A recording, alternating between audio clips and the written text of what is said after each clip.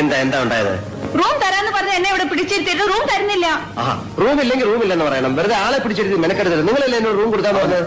പക്ഷേ ഇത് അഗതി വന്നൊരു സത്രമൊന്നുമല്ല. കാശില്ലാതെ റൂം കൊടുക്കും. കാശില്ലെന്ന് ആര് പറഞ്ഞു? അവരോട് ചോദിക്കും. കാശില്ലെന്ന് പറഞ്ഞോ? ഞാനങ്ങനെ പറഞ്ഞിട്ടേ ഇല്ല. കഷ്ടമുണ്ട്. നിങ്ങൾ ഒരു ഉരുണ്ട് കളിക്കരുത്. എനിക്കറിയാം അവരങ്ങനെ പറയില്ലെന്ന്. താൻ അവർ പറഞ്ഞുകൂടി ചോദിക്കണം. എന്താ പറഞ്ഞത്? അങ്കമാലിയിലത്തെ പ്രധാനമന്ത്രി എന്റെ അമ്മാനാണ്, അങ്ങനോട് പറഞ്ഞ കാശ് അയച്ചു തരുമെന്ന് പറഞ്ഞു. അമ്മാവനെ വിളിച്ചു പറഞ്ഞ കാശ് അയച്ചു തരുന്നവര് പറഞ്ഞില്ലേ? നിങ്ങൾക്കൊന്ന് ഫോൺ ചെയ്ത് അങ്കമാലിയിലെ അമ്മാവൻ ആരാന്ന് പറഞ്ഞു? പ്രധാനമന്ത്രി.